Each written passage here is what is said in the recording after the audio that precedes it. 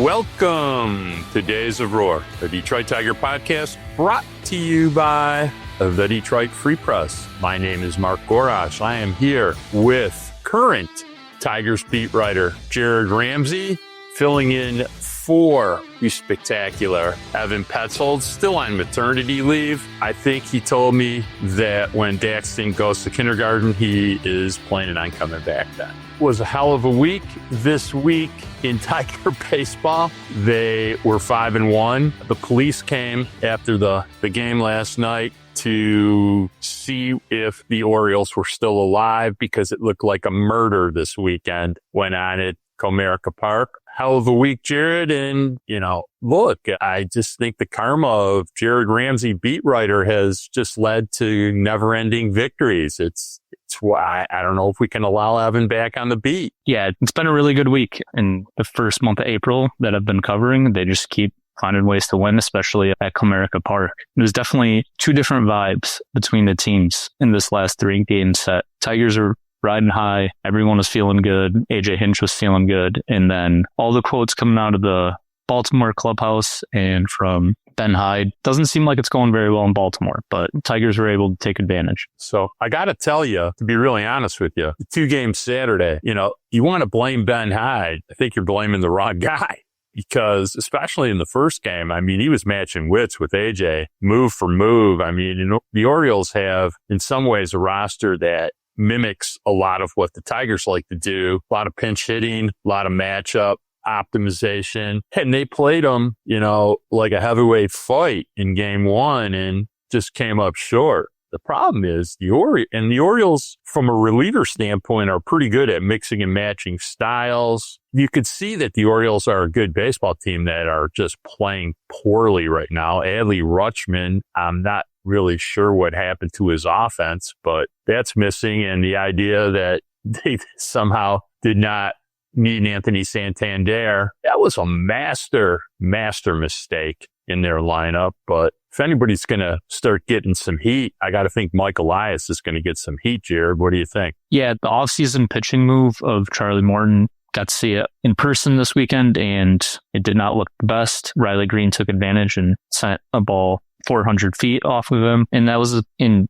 3 runs in 3 innings, was his best outing of 2025. So I think that's just goes to show how the offseason moves have worked for Baltimore. But AJ Hinch he seems very confident that Baltimore is going to be able to turn it around just because of the talent on their roster. And like you were saying, the options they have in the bullpen and pinch hitting, he's just kind of chalked it up as a early season swoon. But to be able to sweep a team that was in the playoffs last year is after coming off beating a team in the San Diego Padres 2-1 that was also in the playoffs. You take that every time for the Tigers. Yeah, kind of neglecting the fact they took 2 or 3 from the Padres, who had been one of the best teams in baseball prior to rolling into Detroit. Also one of the best pitching teams in baseball. And all in all, if they can have this week 5 or 6 more times during the season, this podcaster will not be unhappy because holy smokes, the Tigers have so much lunch money that I think they need to start donating to charity. It was ridiculous this week how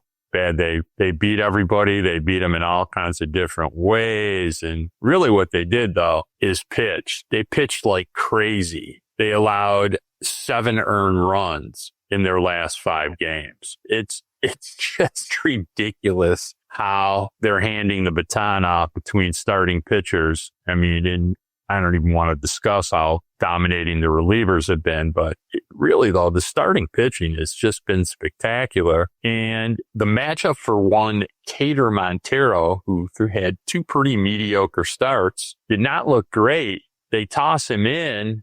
And, he just, gets them 12 to 14 really, really big outs. Looks probably better than he has in any start, but really all week, everybody just so good. And we're not even going to discuss the fact that Jackson Jobe has not thrown in 12 days.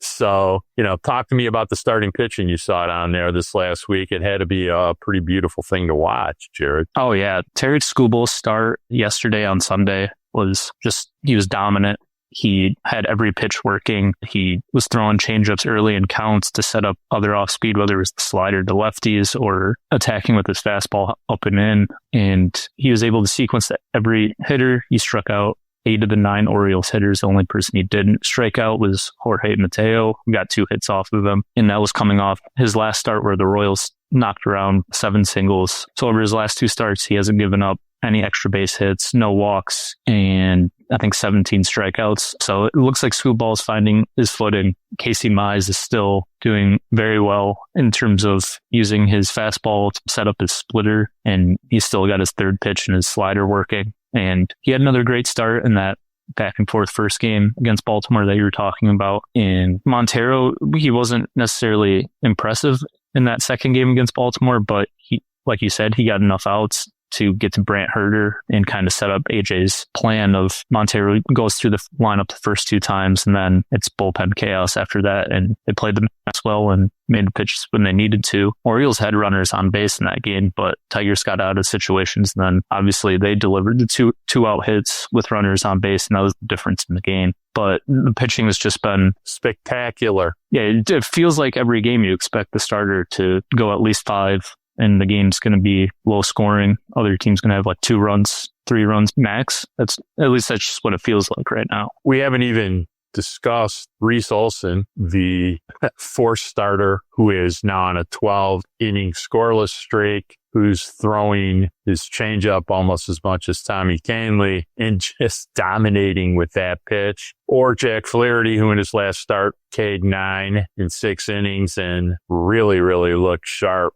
We haven't even mentioned those 2 guys. And it's just, handing the baton time after time after time, and starters putting up 15 outs or more of glory, to say the least. We'll see how they do on the road this week. Houston, I'm sure, will be eager to get some revenge on the Tigers after the playoffs last fall. And Anaheim has always been a landmine of death for the Tigers, no matter how terrible the Angels are. And we'll talk about that in a little while. Moves this week, got Sean Gunther back up after they demoted Horn, who looked pretty amazing in his short stay here. Sent him back to keep working on what they obviously had been tweaking. Sean Gunther, an AJ Hinch pitching chaos favorite, got a chance to earn back his spot in the pen and just keep increasing what AJ can do in leverage. I don't know how much did AJ talk to you guys about that, or not really too much at all? Not necessarily with Gunther in leverage. He did just touch on it. And I talked to Gunther as well, and they were both kind of talking about how after he got sent down as one of the final cuts in spring training, the message was, be ready to come back up. But you're a part of this roster. We're going to need you throughout the season. And it happened to be at the end of the first month. And Gunther looked pretty solid with it's the sinker slider combo from the lefty. And Horn looked good too. He had good stuff. I think he had 2 strikeouts and 1 in the third. But the main people that they talk about leverage are the Will Vest, Tommy Kahnle, the 2 righties, and then Herter, Tyler Horton from the left side. It's a good bullpen now. They got 3 left-handers to spin at you at any different kinds of times. Really 7 super effective, experienced relievers. We're not even talking about Brebbia and Brisky, who are rehabbing and sort of being stashed. And, look, they do need a victory cigar, and that's no question Kenta Maeda. The question is, how long will they continue with Kenta Maeda? And he does serve a purpose right now because they continue to beat the living daylights out of teams, and they need guys to come in and take pretty meaningless innings. They also have Lee that they're kind of working in. And if you saw Bowman throw for Baltimore, Chase Lee is exactly what they're hoping he develops into. A lot of off speed, 91, funky delivery, maybe useful in a right-hand leverage situation. So those things will work themselves out. Just keep in mind that Kenta Maeda makes $400,000 a week, literally, and they're trying to work off some of the money in trade. I mean, it's a sunk cost. They got to pay him anyways, but it's a matter of time before Maeda gets cut. It's just they so much feel better making him earn the $400,000 besides just waving bye-bye and admitting their mistake. But I assume that that's going to work itself out in the next month. So we got 3 at Houston, 4 at LA. It's time to get to the big 2. question one of the big two, Jared. Let's talk about the law firm of McKinstry, Torkelson, Dingler, and Báez. Who had them leading the Tigers to an 18-10 start, 17-7 in April? Talk to me about what the heck we're seeing, because I don't think any of us had this going on. No, it's pretty remarkable night in, night out that it's the same people every time. It seems like you might tell yourself, oh, Zach McKinstry is not going to keep hitting 325. Spencer Torkelson's not going to keep up the power, but they just keep delivering in big moments too, especially Spencer Torkelson. In the doubleheader against Baltimore, he has the game-winning hit in game one on a solo home run, or what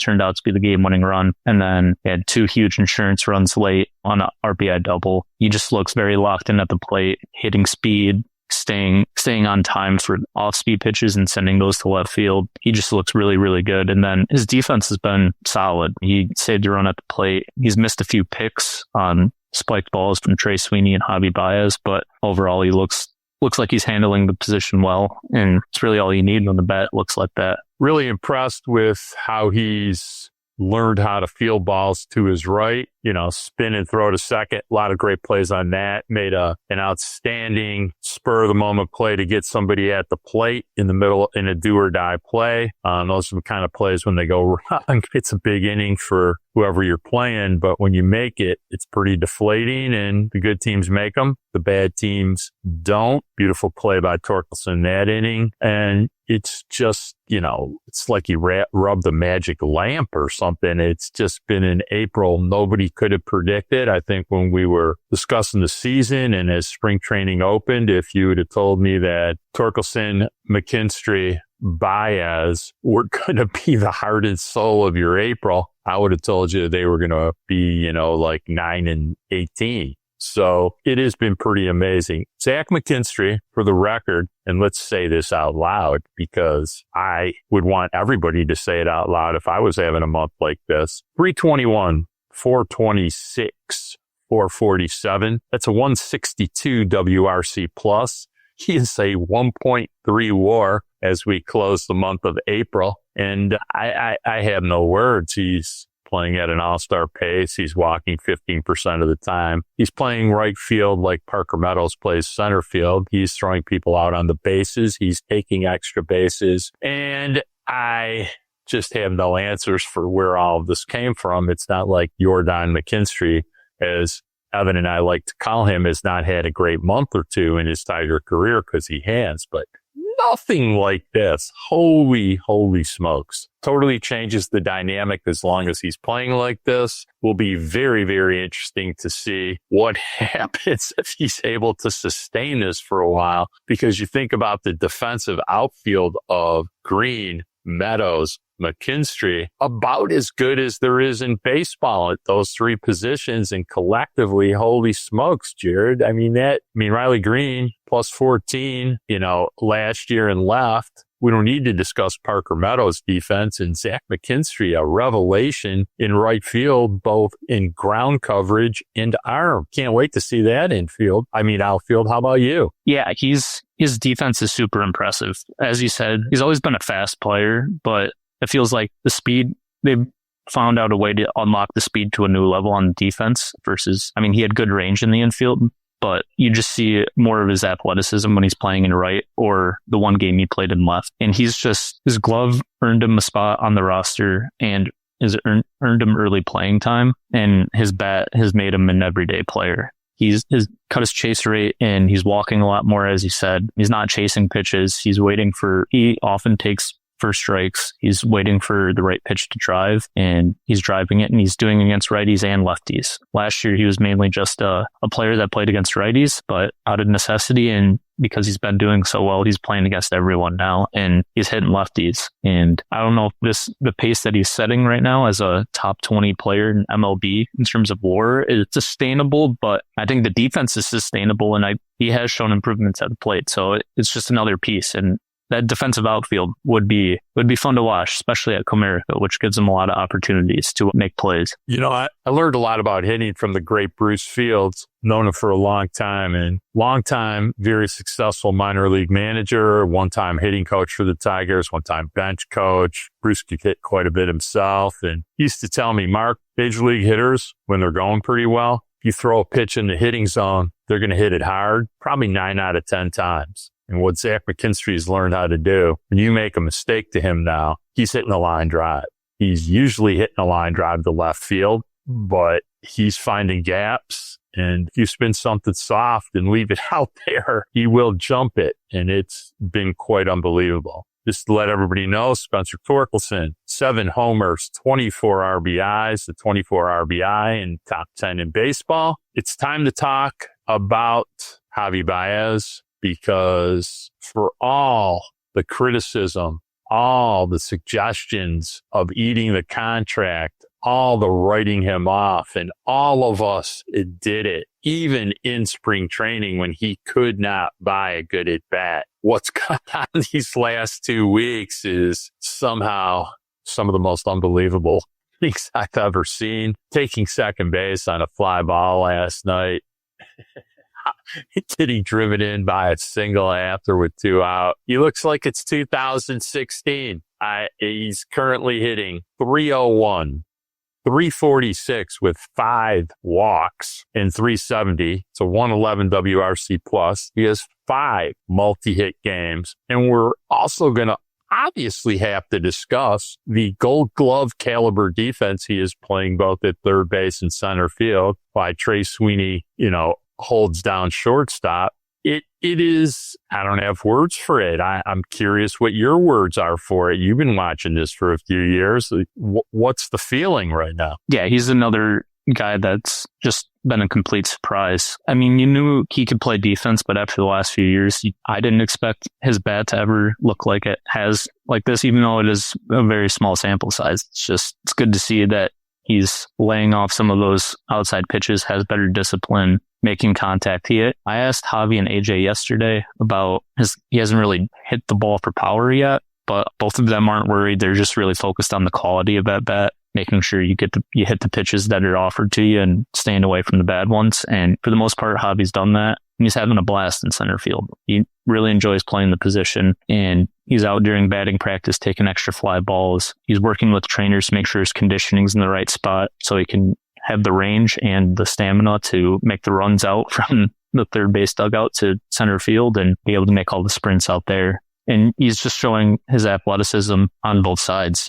Has the range. He's got a good jump on balls. He's got a good read. And yeah, he's making contact with the ball. You can't really ask for more from Javi Báez. What we haven't really seen, and what people need to remember, Javi Báez probably in center field has an absolute gun. Javi Báez can throw the baseball, to say the least. He hasn't been required to yet, but when the time comes, I think we'll be pretty astonished how good his arm is. He did have a pretty amazing over-the-shoulder catch earlier this week. I know he ran more than 115 feet to get it, and I think the catch probability was like less than 20%. So he's really, shown a lot there. As far as the hitting, I don't know if you're able to see it, but he's obviously struck up a pretty strong friendship with Gleyber Torres. Gleyber Torres, a notoriously patient, calculating, strategic hitter, but he's had a lot of impact on Javi Báez.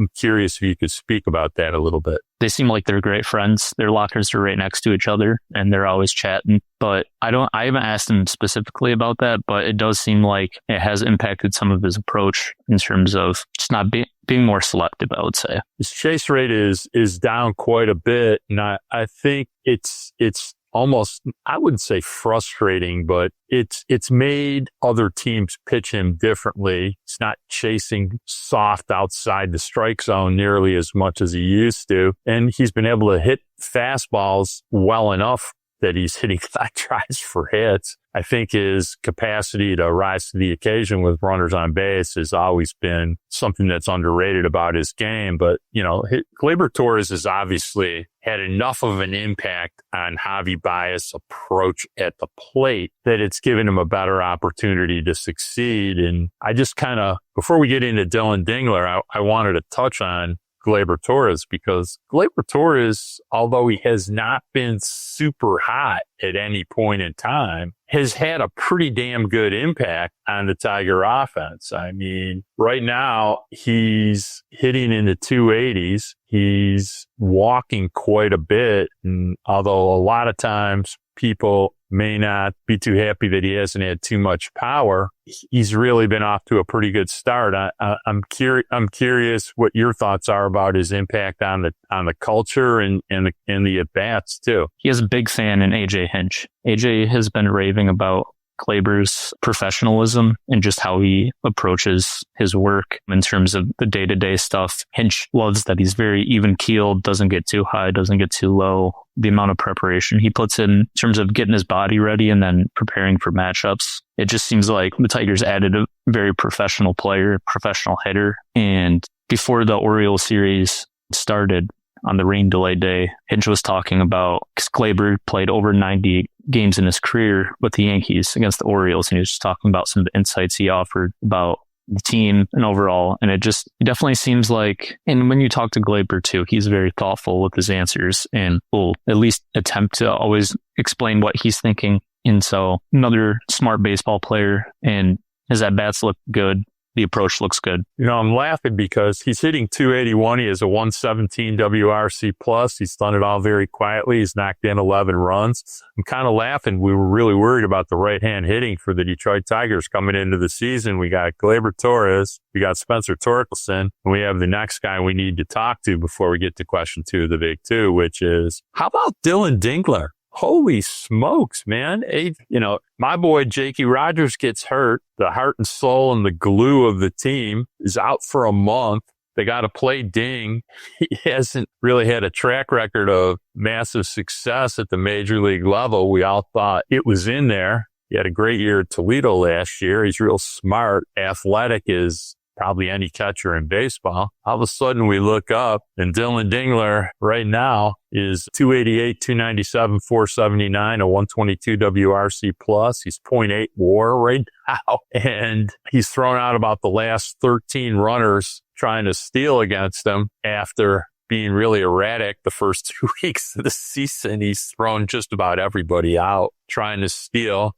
His intuitiveness and pitch calling seems to improve by the game. I mean, what can we say about Dillon Dingler, Jared? Yeah, he's been huge, especially after Jake went down. I mean, I knew his bat was probably better than what he showed last year in his very small stint after he got called up from AAA, but I didn't expect it to swing all the way to the other side of the pendulum like this. But he's been able to drive in runs, deliver clutch hits from somewhere between the 6 to 8 spot in the lineup usually. And he's been a big part of the top to bottom offense that the Tigers seemingly have, where it's a different person every game as delivering the big hit. And the pitchers love it. The pitchers are a big fan of how he calls games. Like Tarek yesterday, his first answer about why he had such a good day was because of what Dingler did to change up the pitch sequences and just keep the Orioles off balance. And when you talk to Dingler, he's very soft-spoken, but he's very confident in what he does too. And he's just another Tiger that's making winning plays. It's been a revelation and,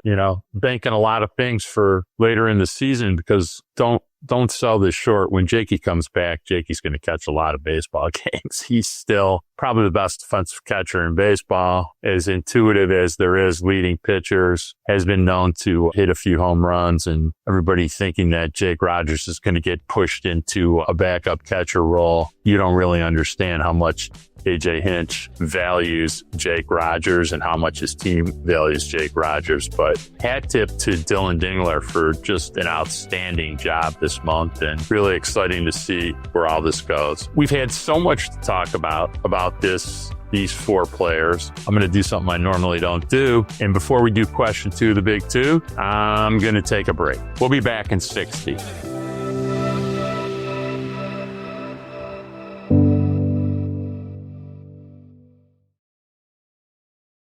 We're back. All right, let's jump into question two, the big two. What does 18 and 10 say about your team when four of your best players not contributed very much? And the four I'm discussing with you are Riley Green, a suddenly cold Kerry Bonds Carpenter, Matt Vierling, who we're waiting to send out on a rehab assignment hopefully this week, and the straw that stirs the drink, and I don't think people can call it any other, but Parker Meadows, who seems to be slowly improving. So we're going to touch on all those things, but talk to me that they're 18-10 and literally 4 of their best players have contributed very little. It's very impressive, and it just shows how deep of a 26-man roster that they have, or 40-man roster, honestly, because of all the injuries. And I think we talked about it last week, but I think Riley Green is still, he's off to a slow start, but I think he's going to come around. He had a big day on the doubleheader, playing some great defense in left field, putting his body on the line, slamming his back into the left field wall twice for catches, and then hit the 3-run homer in the second game. But his body, he said he was feeling good afterward, despite the marathon, and he's still striking out a lot, and I think it'll turn eventually, but the chase rate and just not making solid contact with off-speed pitches is still his issue. And then Kerry Carpenter, he obviously left last week with hamstring soreness. He didn't have to go on the IL, but his playing time has been spotty since then, and he hasn't really delivered hits. He did hit a ball 400 feet yesterday. It just died in center field. But yeah, it just goes to show how impactful the other 4 players that we talked about earlier have been, that the 2 outfielders that you would expect with the Tigers that are at the top of the scouting report haven't really done much. You know, as far as Riley goes, I'd like to think I'm pretty tuned into when he's swinging well and when he's not. And just really, really struggling with spin down. I am sure that Beauregard and Michael Berdar are in his ear like, Riley, look, maybe what we need to try is when you see spin deep in the count, you just can't swing.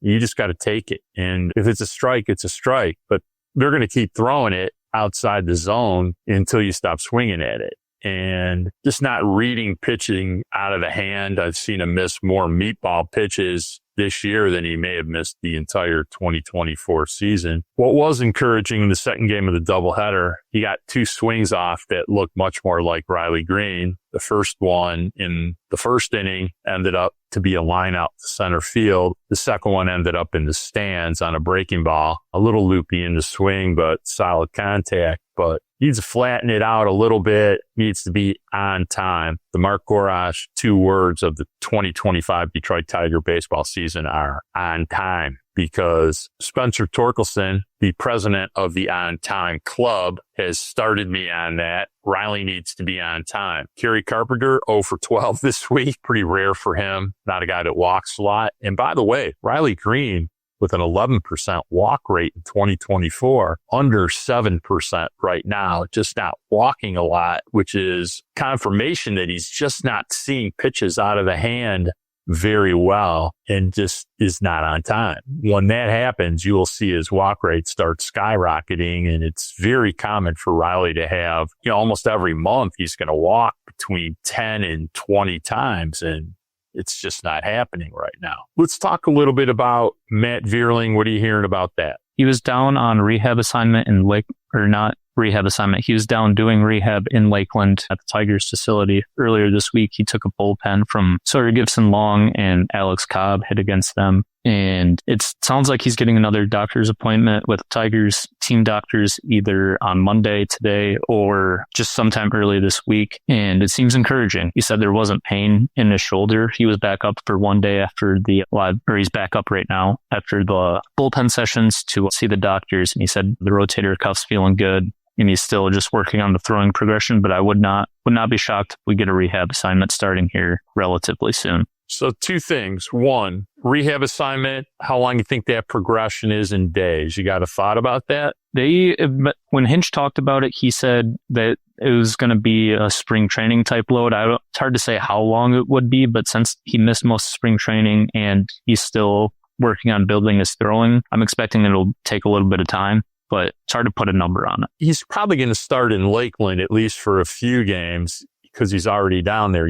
Wouldn't you agree with that, Jared, or no? Yeah, I would think he's probably going to start at DH before working in the field. And I would guess that, Lakeland or West Michigan, but I would put my money on Lakeland. Yeah, so would I. He's already down there. He's at the team facility, and he can still get a lot of BP in. even in between games, if you got Gibson Long and Alex Cobb to throw to him, even besides games, I'd predict probably maybe 4 games at Lakeland. And then I'd like to think that he'll skip over West Michigan and Erie and go straight to Toledo, and he'll have to probably play another 4 games there. So you're probably talking, if he does get reassigned this week, by next week, not this coming weekend, but like a week from Thursday or Friday, good chance somewhere in that window, a week from Thursday, a week from Sunday window, that he could be back in the lineup. I know Hinch has discussed this a little bit, but what's your impressions of where he'll play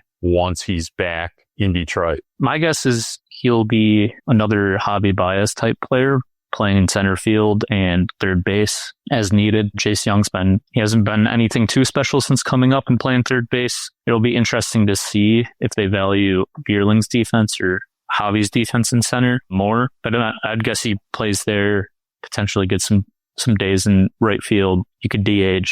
He'll definitely just be another chess piece for AJ Hinch and trying to find the best 9 players each day. But I'm guessing third base and center field will be his main 2 spots to start. Should be interesting with Javi playing so well and Trey Sweeney being so steady, how they figure out, the person that seems to be out of the loop a little bit, 2 guys, which is Andy Ibanez, who is a very trusted bench piece for AJ Hinch, and Cole Keith, which Cole Keith did not play a lot this week. And I'm not saying Cole Keith's going to Toledo, but wouldn't shock me if he went down there to get 40 at bats, and I'll be interesting to see how they posture that, because there's just really not a lot of places for Cole Keith to play right now, to be really blunt about it. It's a work in progress. They got another 10 days and things change a lot in 10 days, man. People get hurt. People start slumping. Lots of stuff happens, but should be pretty interesting to see how they navigate that between Sweeney, Báez, Vierling, and Cole Keith. Talk to us a little bit about what you're hearing about Parker Meadows. He's throwing. He's in Detroit right now, and you'll see him when Tigers taking batting practice. He'll go out and into the field, work a little bit, and he's doing quote unquote light throwing. But it doesn't seem like he's had any setbacks since he started. He's in there every day working, but it's still another month or so until he can play. So it seems like it's just a slow process, but he is in there working. Yep. Can't come off the DL or the IL till May 23rd. And, if it's going to be another 10 to 14 days for Vierling just to ramp up, you're going to be in the second week of May. So as far as figuring out what's up, those 2 guys are going to be coming off the IL within 10 days of each other. It'll be very interesting how Hinch navigates the roster when it comes to that kind of stuff. But I just wanted to make sure that we got an update and at least started discussing it, because it's something that we need to look forward to. I wanted to touch on the Tigers' home record, which is 13-3. My buddy Tiger Mike and I like to discuss this all the time, but really good baseball teams typically win over 50 games at home. It's part of the formula to getting into the mid-90s as far as victories. You try to split on the road. So if you win 52, 53, 54 games at home, which is really pretty aggressive, and you only win 40, 41 baseball games on the road, you still win 93 to 95 baseball games. So, the Tigers, I think,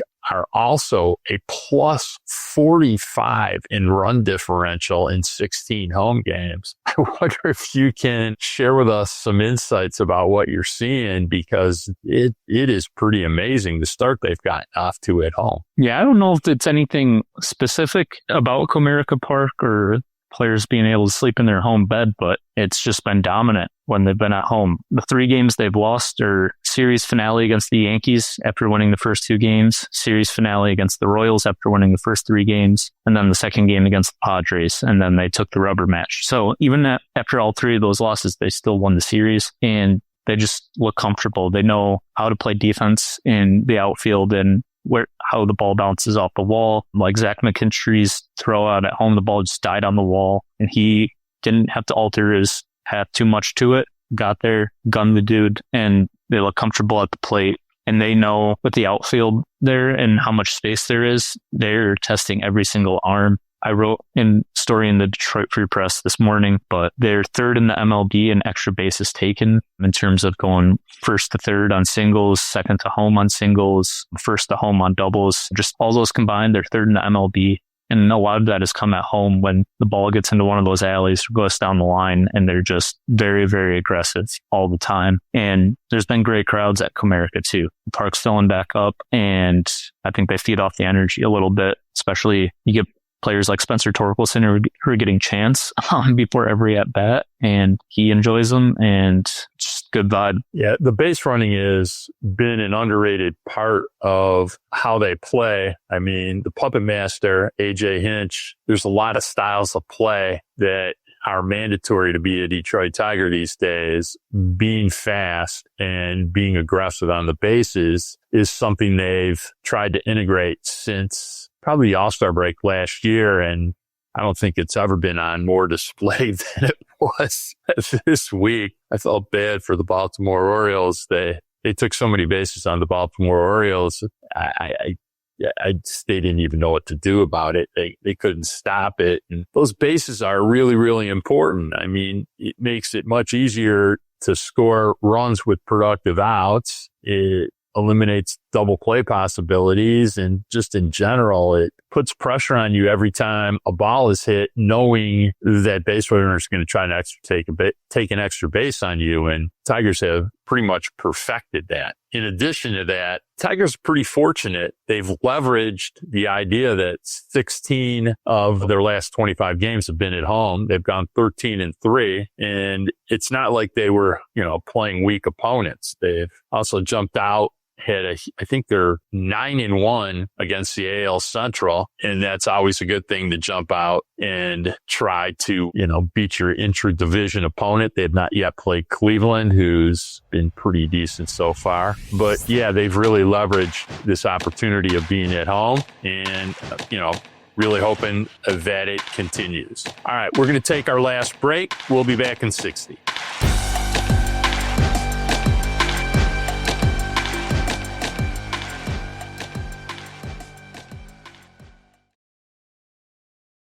All right, we're back. I wanted to touch on a little bit of what AJ did this past 2 weeks, where he's trying to give starting pitchers an extra off day, thinking about what's to come, which is this is going to end here in the month of May, probably. But Tigers had a pretty packed schedule. It's April. You're coming straight out of spring training. He knows if things work correctly, they're going to be pitching in October. There's a lot of innings to be spread out. I also think he's trying to understand that Jackson Jobe only has 100 to 125 innings to expend, and he doesn't want to burn 60 of them by the end of May. So he's been working Cater Montero in there.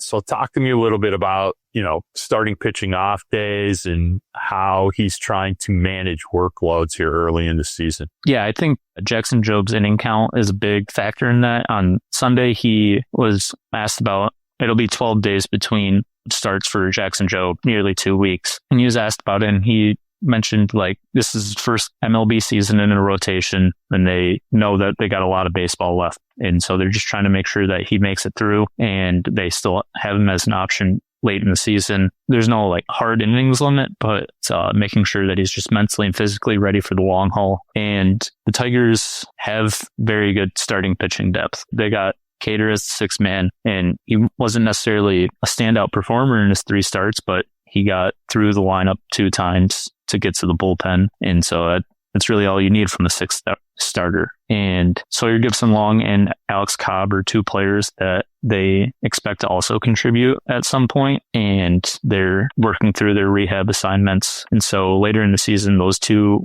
plus Montero could be options if they go back to the 6th starter. But yeah, it's going to shrink back to a 5-man rotation now, and they're going to do it. But yeah, it was really just this stretch up until this road series where they just had a bunch of games and they wanted to space it out a little bit just to give guys breaks. And in terms of the extra rest, it's kind of a balancing game for Hinch in terms of not messing up dudes' schedules, but also making sure that they can get on 5 or 6 days rest versus 4 to help their stuff. I think what we forget is, look, Jack Flaherty, notorious, back problems during the season, maybe trying to give him an extra day or 2 between starts, not a bad idea. Reese Olson missed quite a bit of time in 2024 with a shoulder ailment. Not a bad idea to give him some extra time. Casey Mize, second year off. TJ, now getting a huge workload as a contender for the AL pitcher of the month. And look, sometimes we've got to hold Skubal back from himself. I mean, Tarik Skubal,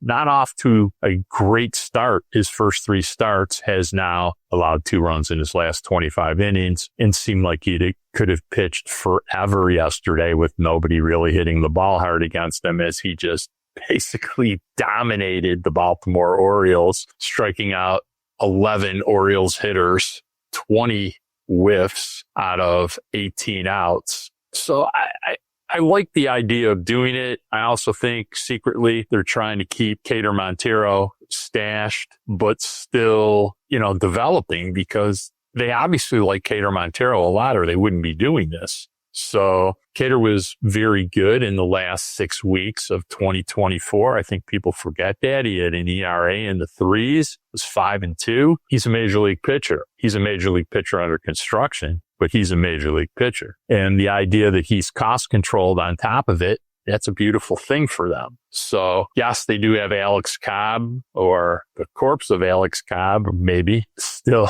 trying to get in shape in Lakeland. Sir Gibson Long is down there. They do have some starting pitching depth. We haven't even given any consideration to what they may want to pursue to beef things up at the trade deadline. We're not even going to think about that now. It's at the end of April, but it's just part of the puppet master doing puppet master things, tinkering with the starting rotation to give him more rest, and tinkering with who he is building a bullpen with. And that's always going to be in a state of flux. Like I said, Bo Brisky closing games in the playoffs. Bo Brisky now on the shelf, rehabbing an ankle, trying to find his stuff from 2024. I'm sure they will figure all of that out with him, similar to how he started 2024 and 2025. He finished one of the best relievers they had in the pen, and I'm sure they got plans for that again as the season progresses. So the Tigers have a lot of fun stuff stashed. They have depth. They have depth at all kinds of positions, and they use the entire 40-man roster to really rotate players in and get over injuries. I can't think of a better, more professional example of that than what's been done this April. I mean, who would have ever thought we'd be here, huh, Jared? Oh, yeah. And Hinch had a quote earlier this week where they give us a 26-man roster. Why would I not use all 26 men? And I think that extends to Scott Harris and the 40-man roster as well. Just they got 40 dudes they can use in the MLB. They're going to maximize all 40 spots. All right. So, look, nobody's about certain things been a bigger critic of Scott Harris than me. At the same time, I want to repeat this because I've had to repeat it many, many times in the last year. There are some things Scott Harris has done spectacularly well. They have as stable an organization about talent evaluation as they've had in decades. Their execution, their data mining, their game planning, their drafting, and the players they've added at the fringes, just kind of spectacular. It's really, really all worked as a collective. It combines with Fetter, combines with Hinch, combines with the front office and the scouting staff, especially Ryan Garco. So yes, I've been critical of Scott Harris. At the same time, I think we have to praise him for the stuff he's done great. And all of the things I just mentioned, he has done extremely well. There are hurdles still to be navigated as part of what he does, but there's a lot of things he's done a great job in. So hat tip to you, Scott Harris. You've really done a great job at so many things, and you're a big part of why this baseball team is so good. So I want to say that. I want to also touch on something I like to watch, and shout out to my boys at Tiger Minor League Report. You can always find every swing, every pitching breakout, everything at Tiger Minor League Report. Those are my buddies that built this from the ground up. There's great stuff on the site. If you want to contribute to them, great. They could use it because they travel to a lot of minor league games. But let's get to the meat of what I want to discuss. You have Bryce Rainer for the first time since he was drafted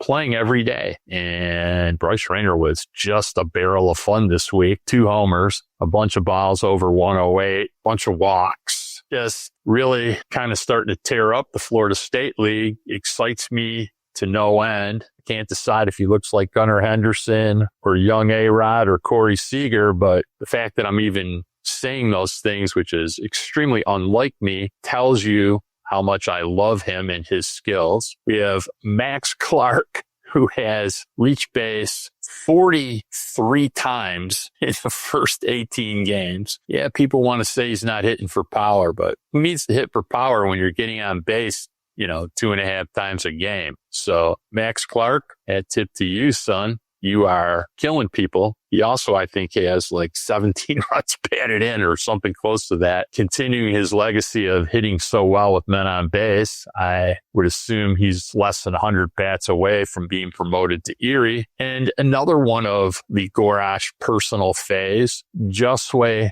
Briseño, with now 6 home runs, leading the Midwest League, and really just ripping 3 tremendous, hitting prospects. And we're not even talking about arguably the best one. And I'm not sure he is the best one anymore. And now that Bryce Rainer is playing every day, but Kevin McGonigal out of the lineup, has been gone for every game this year, except for his opening day game. And then he got hurt pretty quickly in the second game of the season. I would expect him back hopefully in the next couple of weeks. And Tigers got a lot of prospects that swing the bat down in the minor leagues. Jared Ramsey, you got any thoughts about that? You've been able to sneak any looks at any of those guys? I haven't caught any games, but I have been seeing highlights and seeing some of the numbers. Yeah, and Bryce Rainer, he can hit the cover off the ball, it seems like. And all the scouting reports that came in said that he was a plus defender as well. So I'm excited to see what he looks like at shortstop. But you have to be encouraged with, every time I open social media, it seems like I'm seeing Bryce Rainer had another hit, exit velocity of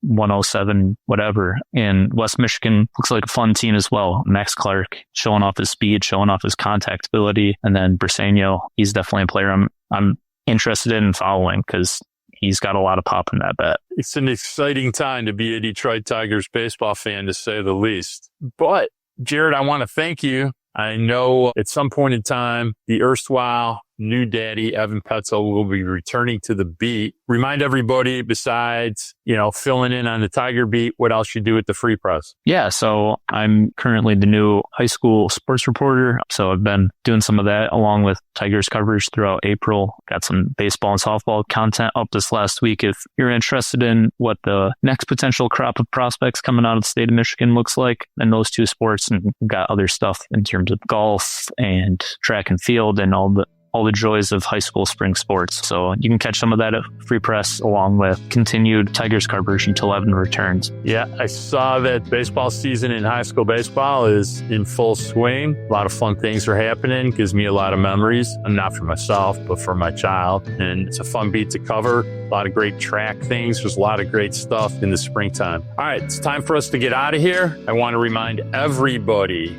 to please rate and subscribe wherever you listen to podcasts, Apple, Spotify, and especially YouTube. I want to thank our editor, Nicole Avery Nichols. Thanks to the Magic Man, Robin Chan. Shout out to my grandsons. I will be going to Chicago this week to see them. Shout out to Mommy Savannah Petzold, and shout out to new daddy Evan Petzold. And until next week, peace.